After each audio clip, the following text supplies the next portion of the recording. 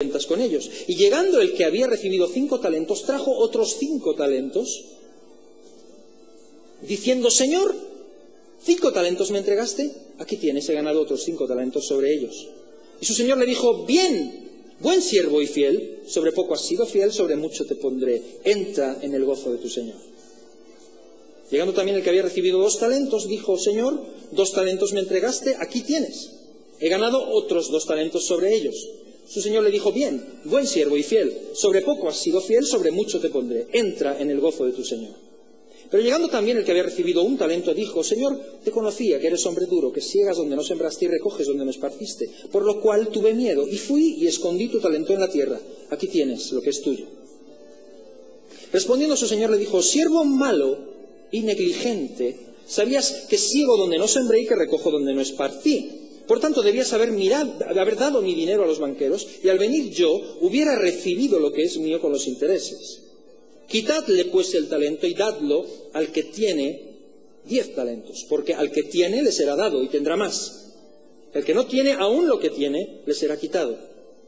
Y al siervo inútil echadle en las tinieblas de afuera, allí será el lloro y el crujir de dientes. Amén. Hasta aquí ahora, esta segunda parte. Tampoco quiero profundizar teológicamente en esta historia, pero brevemente, algunos puntos claves. El Señor se va y reparte conforme, dice muy claramente, conforme a la capacidad de cada uno. Si te preguntas por qué aquel tiene ciertos talentos que tú no tienes, o por qué aquel tiene más o aquel tiene menos, Dios es el que reparte y lo hace conforme a la capacidad de cada uno, según su sabiduría y según su beneplácito, según Él quiere. Repartió a cada uno según capacidad. A uno le da 5, a otro le da 2, a otro le da 1, estoy seguro que a otro le da 4 y a otro le da 3, aunque aquí no se mencionen. Pero a cada uno conforme a su capacidad. Y se marcha dándoles instrucciones y esperando de ellos una administración responsable de lo que les ha sido entregado. Cuando se marcha, se encuentra con lo que hemos leído aquí. Uno de ellos ha producido el doble, el otro también ha producido en base a lo que tenía, y el tercero ha ido a lo seguro, ha ido a no perder. El tercero ha dicho: me ha dado 1, le entrego 1. No te debo nada. ¿Me diste 1? Aquí lo tienes. No te debo nada. Te doy lo que me diste. Error. Porque lo que el Señor te da no se lo puedes devolver como te lo dio. Lo que Él te da tiene el potencial de ser multiplicado y traer fruto al 100 por 1. No le puedes devolver lo que te dio. Significa que no hiciste nada. Podemos ver, había otra foto. Me he vuelto loco con el PowerPoint yo. Mira, tú sabes lo que pasa con una semilla. La semilla, mira el proceso de los árboles. Cuando un Señor te da la semilla y la pone en tu mano, no está pensando en que le devuelvas el puñado de semilla que le diste, está pensando en eso que ves ahí. Está pensando en que tú trabajes. Te dice: te doy esto. Cuando vuelva a ver qué pasa. Toma mira lo que te doy. Entendemos la semilla. Es la parábola de los talentos. Tú no puedes. Lo que este hombre hizo fue, del mismo modo, negligencia. El reproche no fue por haber conseguido más o menos. El reproche fue por no haber hecho nada con aquello que le había sido dado. Por haberlo escondido. Por haberlo metido bajo tierra. Por no haber hecho nada con aquello que Dios le había dado. Yo te pregunto, como Dios le preguntó en un momento a Moisés: ¿qué tienes en tu mano? Porque se trataba, acuérdate de que se trataba, porque ahí entiendes la respuesta de Moisés, se trataba de sacar a un pueblo de la esclavitud bajo el faraón, bajo el político y el régimen más duro de la época y más poderoso de la época. Un hombre. Tú los vas a liberar. ¿Qué tienes? ¿Cómo? ¿Qué tienes en tu mano? Una vara. Dime cómo lo iba a hacer. No voy ahí. ¿Cómo lo iba a hacer? ¿Cómo?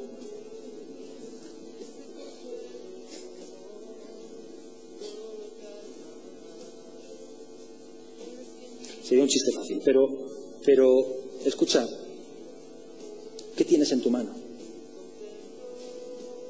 ¿Qué es lo que tienes en tu mano?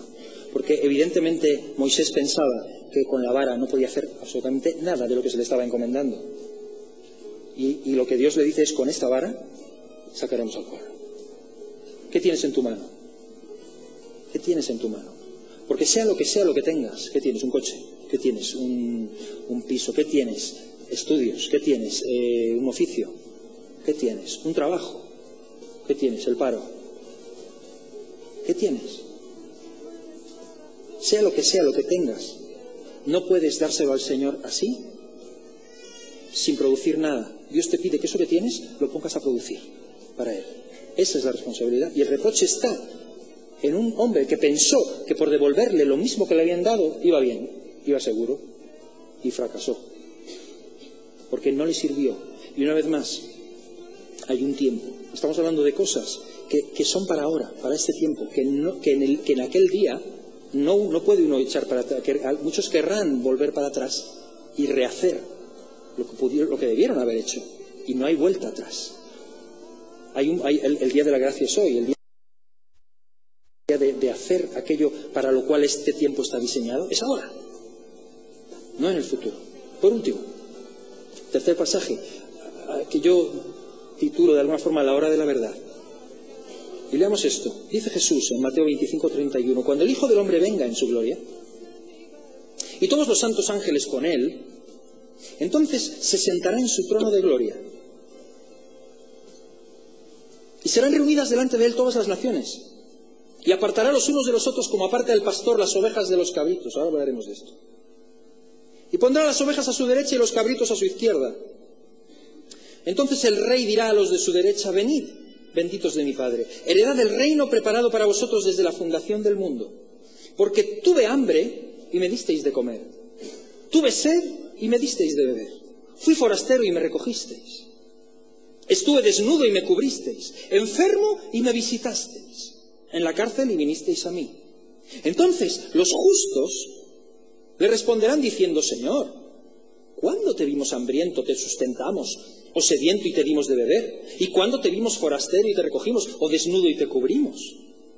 ¿O cuándo te vimos enfermo o en la cárcel y vinimos a ti? Y respondiendo el rey les dirá, de cierto os digo que en cuanto lo hicisteis a uno de estos, mis hermanos más pequeños, a mí me lo hicisteis. Entonces dirá también a los de la izquierda, apartaos de mí, malditos, al fuego eterno preparado para el diablo y sus ángeles. Porque tuve hambre y no me disteis de comer.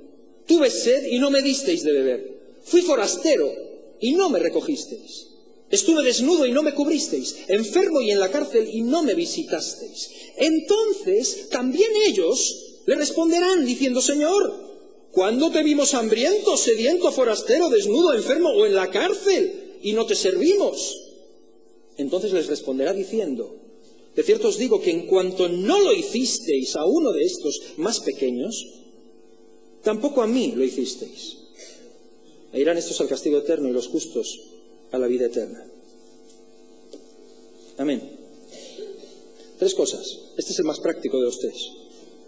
Nosotros los podemos espiritualizar y darles sentido simbólico y decir el aceite es el Espíritu Santo, no, el aceite es la paloma, las vírgenes son, no son las doncellas, son los simpatizantes, los que venden son estos, los otros son no sé qué. Podemos hacer lo que quieras, pero aquí está muy claro, porque no es una parábola, no hay un paralelismo que tú tengas que añadirle imaginación. Está claro lo que el Señor dice. Es el más práctico de todos. Está hablando de sed, hambre, cubrirse, vestirse. Cosas que sí que solamente son de aquí, no son de allá, no son de ese momento futuro, son de ahora, son de este momento.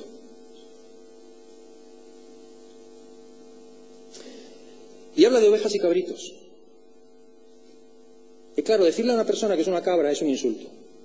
Si le dices a alguien que está como una cabra, pues le estás insultando, lógico.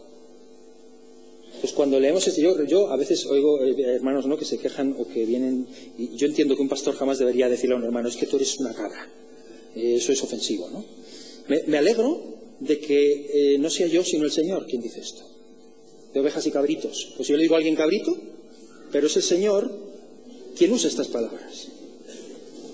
Yo no le voy a decir a nadie una palabra ofensiva, pero el Señor habla de 2 razas, y tenía también, me he vuelto loco con el PowerPoint, porque para que veamos, porque cuando tú ves una foto de una oveja y de una cabra, son distintas, ¿no?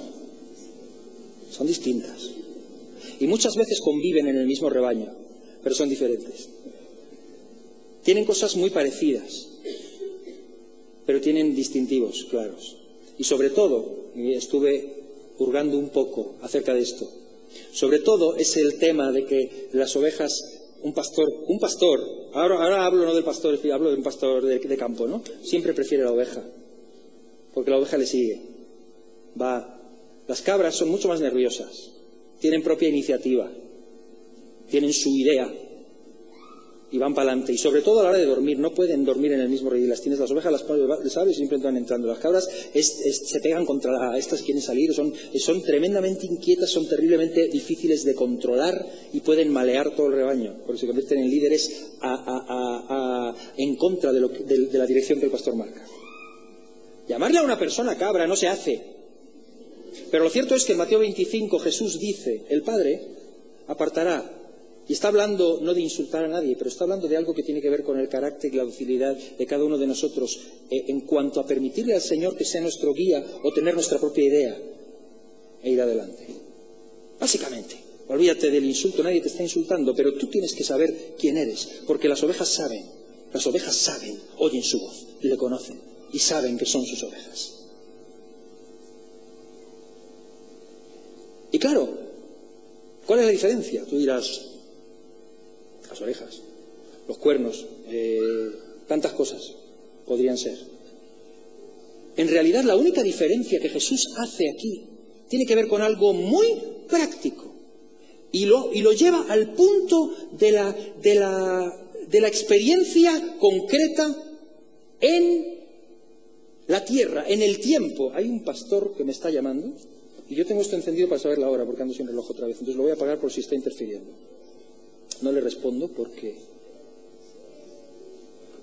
tenía encendido y en vibrador, pero está vibrando ahí y está a lo mejor entreteniendo a alguno. Escúchame, la única diferencia que Jesús hace para decir esto es cabra y esto es oveja no tiene que ver ni siquiera con modales ni con... tiene que ver con algo muy concreto. Estuve desnudo y me cubristeis.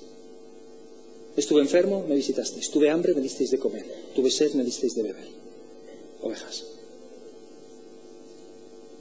Cabritos. Estuve enfermo, fuiste a lo tuyo. Tuve hambre, no te importó. Tuve sed, dijiste, ahí hay una cafetería. Estuve enfermo, dijiste, es que tengo que ir al partido hoy. Es que no me va a dar tiempo.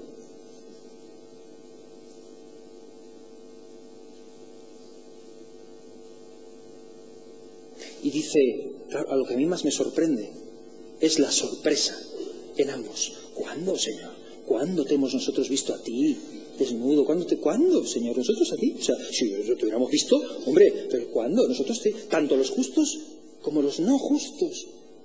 Todos preguntan, todos tienen esa sorpresa como diciendo, no, pero ¿cuándo? Y el Señor les dice, en cuanto lo hicisteis a uno de estos pequeños, fue a mí. Cuanto no se lo hicisteis a uno de estos, era yo, Cleofás, y tú ciego.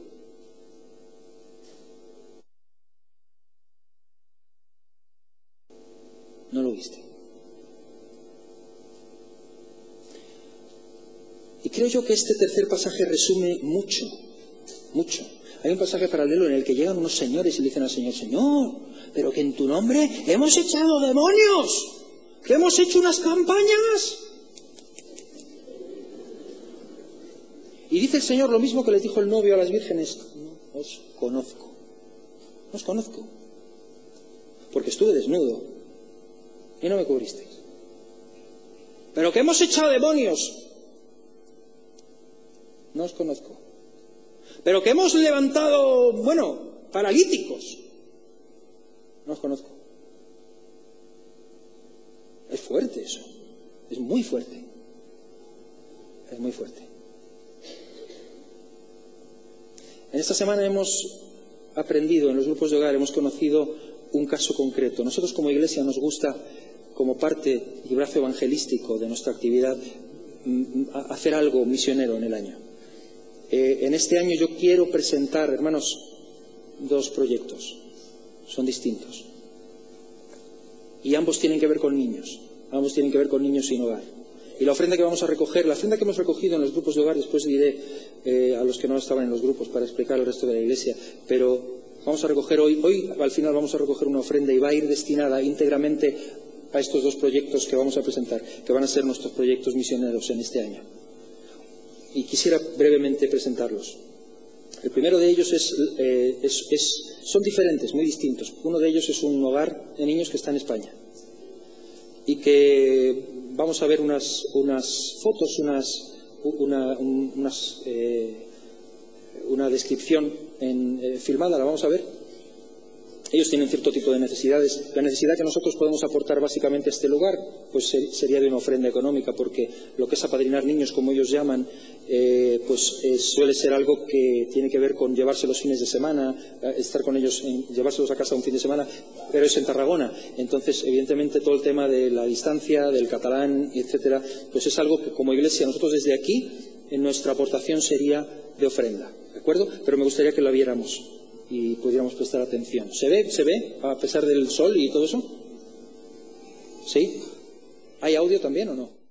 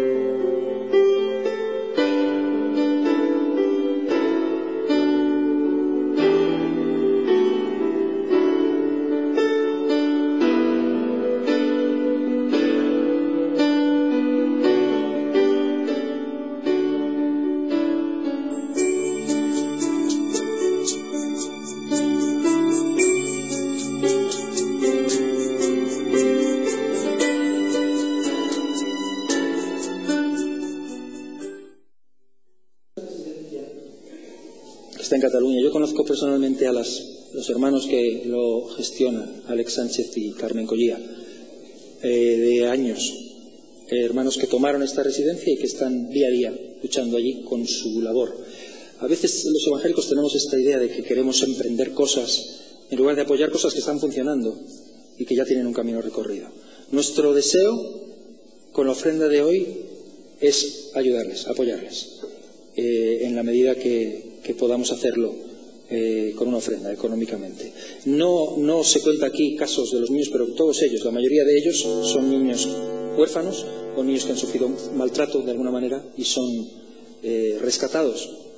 no solamente orados, sino educados día a día con una fe no fingida y enseñados a caminar y a sobrevivir y a superar su pasado y a ir adelante en el nombre del Señor. Así que este va a ser uno de nuestros proyectos. El segundo proyecto es un proyecto de México, de un lugar que se llama Tuxtepec, en el estado de Oaxaca. Es un lugar del que yo compartí brevemente en algún momento aquí, cuando había regresado en noviembre de la última gira que hice con los músicos, con el CD Tu Nombre. Y es un lugar de acogida que se llama Chiria. En los grupos de hogar, ese es el proyecto que hemos presentado. Yo hablé de, no sé cuántos lo recuerdan, de 40 niños que estaban con unos colchones totalmente... No sé cuántos recuerdan eso. ¿Sí se acuerdan? En los grupos de hogar nos hemos esforzado y hemos ofrendado y eso va a ir para suplir esos colchones. La sorpresa que no esperábamos es que la persona que está al frente de ese hogar, Eliseo y su esposa Mitzi, están aquí entre nosotros hoy. Y yo quiero saludarles y quiero pedirles que ellos pasen y nos digan un poquito acerca de la labor que están haciendo y de las maneras en que nosotros podemos ayudarles. ¿Tenemos un micro? ¿Este?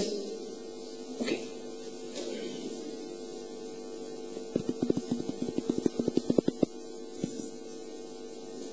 Buenas noches. Es para nosotros un placer estar entre ustedes. Muchas gracias por recibirnos. Todos han sido muy atentos con nosotros. Nos llevamos realmente en nuestros corazones toda la calidez que han tenido con nosotros. Tenemos en Tuxtepec, Dios ha puesto en nosotros la carga de trabajar con niños que han sido víctimas de abandono, de maltrato intrafamiliar y de abuso sexual.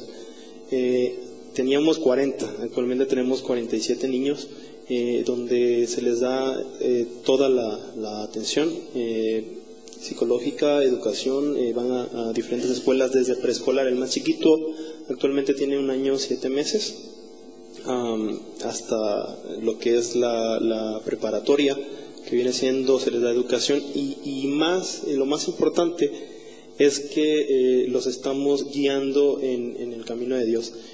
Queremos que sean más adelante personas que puedan estar sirviendo a Dios y estamos trabajando para cambiar su futuro, su destino y que ellos tengan una oportunidad diferente a la que pues realmente el enemigo había condenado a que fueran. Mi esposa Mitzi. Pues, buenas tardes. Yo quisiera hablarles un poco del contexto cultural en México. Lamentablemente, México pues es un país que no tiene el mismo nivel de vida que España. Yo creo que muchos de ustedes conocen acerca de México. Entonces, eso nos coloca en una situación muy importante, ¿no? La labor que está haciendo la Casa Hogar, pues realmente no alcanza para toda la problemática que existe en México en cuanto a la violencia. Entonces, realmente no nos damos abasto para tantos niños maltratados. Vivimos en un estado que además de que es parte de México, un lugar en donde hay mucha pobreza, es de los estados más pobres, yo creo que el segundo, si no es el primero. Entonces, a muchos de los niños que llegan a la Casa Hogar llegan en condiciones de verdad que uno cuando los ve pues queda completamente impactados, queda uno que pareciera que no tienen esperanza cuando llegan a la Casa Hogar. Nuestra misión realmente ha sido, pues primero es que Dios transforme sus vidas, porque la rehabilitación, digo, sí pueden llegar a un lugar, pueden llegar a un hogar, pueden llegar a una nueva familia, pero si Dios no transforma sus corazones, seguramente tenemos a un violador en potencia, a un ladrón en potencia, porque de esos lugares vienen. Realmente para nosotros este lugar es como nuestra familia, porque en México la situación de la adopción es un poco complicada. Entonces los niños que llegan ahí a la Casa Hogar seguramente ahí van a permanecer hasta que tengan pues que formar una familia o valerse por sí mismos. Entonces llegan a la Casa Hogar y nosotros todo lo que les ofrecemos es lo que ofrecemos en una familia normalmente, desde dónde dormir, qué comer, qué van a estudiar, que si se enferma hay que llevarlo al doctor, que si ya a veces les duele la panza, pero la realidad es que no les duele la panza, quieren amor, quieren un poco de cariño. Entonces, absolutamente todo lo que hay en una familia es lo que nosotros les damos. Son 47 niños y tenemos de todas las edades. El más chiquito tiene 1 año y 7 meses, de ahí 2, 4, 5, 6, 7, 8, 9, 10, hasta 19 años. Y de verdad que este es algo bien importante. Como iglesia, pues nosotros pertenecemos a una iglesia también, el poder trascender, no solamente hacia dentro de la iglesia, sino hacia afuera. Porque cuando estamos obrando, o más bien compartiéndole a los niños, estamos transformando vidas y estamos dándole a la sociedad un poco de lo que nosotros como cristianos podemos hacer. Porque tal vez hay muchos centros de rehabilitación, pero que no hablan de Dios y los rehabilitan de manera psicológica y de manera emocional, pero no espiritual. Solamente Dios es el único que puede transformar los corazones de los niños. Y realmente lo hemos visto, o sea, niños que casos muy fuertes.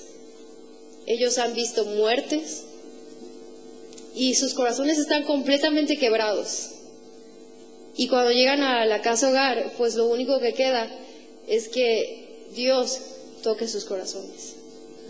Amén. Y cuando eso pasa, realmente hay una completa transformación en ellos y podemos decir que se han rehabilitado. Y para nosotros es muy importante el que cada vez más personas se integren a esto, porque yo les comentaba a los de grupos de casas que ahora forman parte de nuestra familia, porque aún sus oraciones son muy importantes para nosotros, porque estamos todos los días escuchando problemas emocionales tan fuertes que yo en ocasiones he terminado llorando en la noche así de escuchar tantas cosas, porque tienen recuerdos que a veces les cuesta olvidar. Y de verdad que estar aquí y saber que hay toda una iglesia que nos va a apoyar con oración y de otras maneras es de verdad una forma muy, muy, no saben, se siente uno apoyado, porque culturalmente en México a veces cuesta trabajo que otras iglesias nos apoyen, y estamos buscando eso, que esta casa hogar no solamente sea de una iglesia, que una a las iglesias por el nombre de Dios, porque al final estamos haciendo lo que Dios desea, y no es por poner en alto el nombre de una iglesia, sino es por poner en alto el nombre de Dios. Y así que, pues no sé si iba a comentar. Sí, gracias. Ellos están recién casados y están al frente del hogar Siria.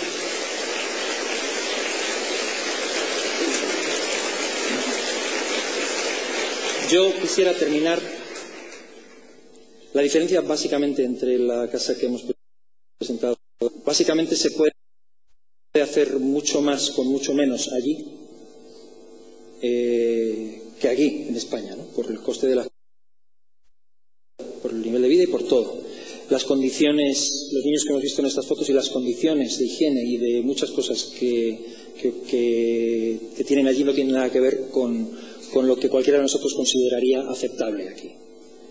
Entonces, no solamente queremos ofrendar, pero queremos también abrir la puerta, porque hay posibilidad para viajar, para estar allí, para dar un tiempo, o de tus vacaciones, o de tu tiempo libre, o de tu... Hay gente que está en el paro, que no hace nada, o que no tiene nada que hacer, o que puede desplazarse, estar allí y estar con los niños y enseñarles inglés o matemáticas, o pasar el tiempo que hay muchas, o simplemente estar a la orden, estar allí para cuidar, porque hace falta. Entonces, también quiero invitar, vamos a abrir una oportunidad, una puerta para aquellos que sientan en su corazón este deseo y ver en cualquier momento del año, también ver la idoneidad. No queremos enviar a nadie de turismo por allí. sino verdaderamente a ser bendición en esos lugares. Entonces yo quisiera que en la mesa de evangelismo, por favor, pudiéramos, la mesa está fuera, la mesa de evangelismo, personas que tengan una carga en este sentido, que después por favor se dirijan a Juan o Esperanza, responsables del área de evangelismo. ¿Podéis ponernos en pie, por favor, para que os vean? Juan, el hombre de la camisa amarilla; Esperanza, la mujer del pelo rojo. Señor los bendiga. Ellos van a estar fuera después en la mesa, y cualquier persona, cualquiera que desee acercarse, vamos a hacerlo. Estaba pensando en esa canción, vamos a escuchar enseguida una canción y después vamos a ofrendar. Este es donde nació esa canción que dice: tu costado sigue abierto mientras gira el mundo, y la voz de un niño llora mientras pasan los segundos y las horas, y una nave explora Marte y se muere el tercer mundo y el planeta se calienta, y en la esquina se nos muere un vagabundo mientras duerme, y sigue abierto tu costado. Tu sangre está fluyendo porque no ha cicatrizado, porque aún hay sufrimiento, y hay perdón para los hombres que se acerquen a tu cruz y te lo pidan. Tu costado sigue abierto mientras vuelan 1000 aviones, mientras caen los proyectiles y retumban los cañones. Tu costado sigue abierto, y esa es la realidad. El Señor sigue llamándonos. ¿Y qué hacemos con esto, hermanos? ¿Qué hacemos con esto? ¿Podemos mirar hacia otro lado? ¿O podemos tomarlo como algo verdaderamente espiritual? Hay gente que piensa que esto... Y nadie se confunda. Termino. Vamos a ver una canción y ofrendamos. Escucharla. Nadie se confunda pensando que estamos aquí predicando un evangelio de justificación por obras. Nada que ver. Nada que ver. Somos salvos por gracia, por medio de la fe. Y esto no de nosotros, es don de Dios, no por obras, para que nadie se gloríe. Pero esto que estamos diciendo tiene que ver específicamente con qué es lo que tú piensas de Jesús. No te equivoques. Nuestro cristianismo tiene que verse reflejado en nuestra vida y en nuestros hechos. Tiene que ver con qué piensas tú de Cristo, porque Jesús dice explícitamente: cuando no se lo hiciste a este, no me lo hiciste a mí, fue a mí, fue a mí. ¿Qué estás pensando tú de Cristo? ¿Qué piensas de Él? ¿Qué piensas de la persona que se te acerca, ante la que tienes la posibilidad de ayudar? ¿Qué piensas de Cristo? Porque es Él quien te dice que fue a Él a quien sí o a quien no ayudamos. Alex San Pedro tiene una canción que se llama Sal. Me gustaría escucharla y después de eso vamos a ponernos en pie. Vamos a orar y vamos a recoger nuestra ofrenda. Podemos escuchar esta canción y verla, ver también las...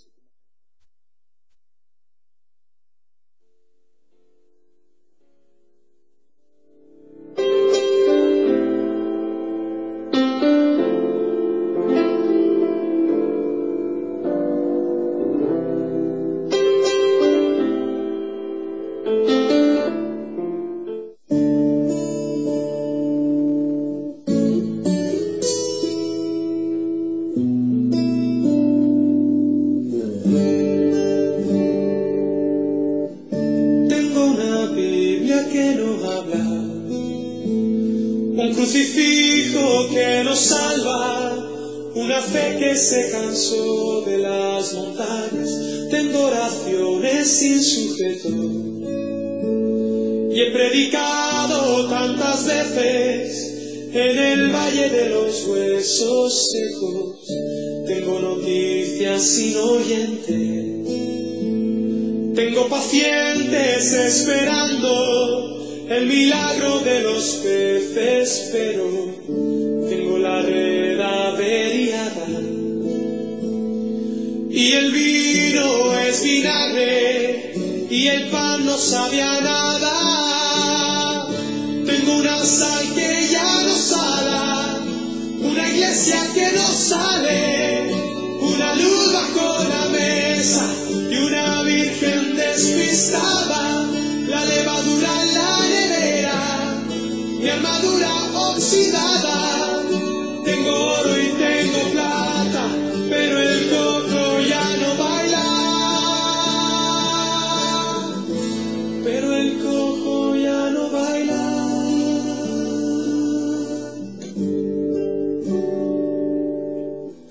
Tengo victorias derrotadas, gente en el templo destemplada, misioneros encerrados en sus casas.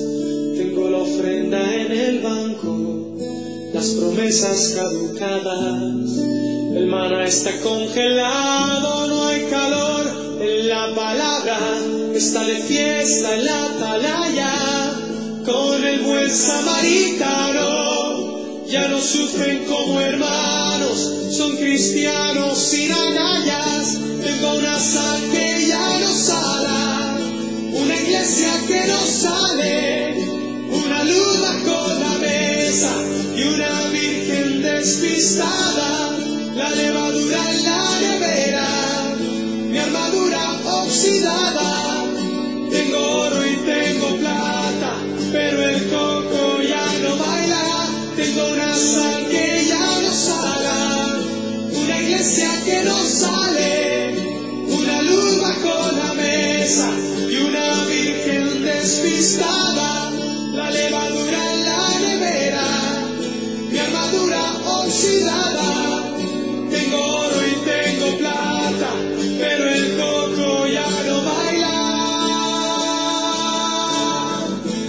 Pero el coco ya no baila. Pero el coco ya no baila. Pero el coco ya no baila.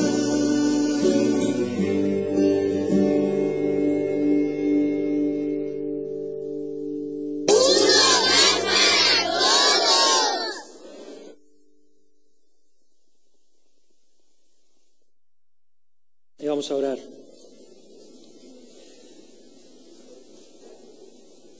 Y después vamos a recoger nuestra ofrenda misionera.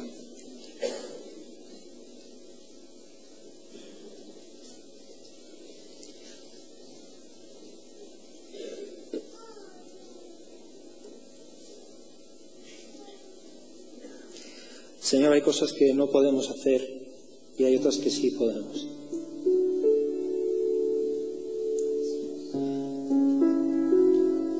Y sabemos, Señor, que no vamos a cambiar el mundo con una ofrenda. Pero ayúdanos a ser como la viuda y que tu palabra nos toque el corazón y que seamos consecuentes y responsables y serios de manera personal contigo, Señor. Contigo. Que podamos sentir realmente que te lo estamos haciendo a ti, Señor.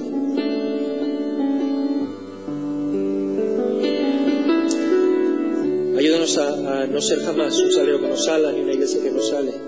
Nuestra luz no esté bajo la mesa. No seamos vírgenes despistadas. Que no nos pase que tengamos oro y plata, pero el cojo no baila. Y ayúdanos a entender que estas cosas son eminentemente espirituales, no tan sociales como las etiquetamos. A veces son espirituales. Tú mides nuestro amor a ti en este tipo de cosas.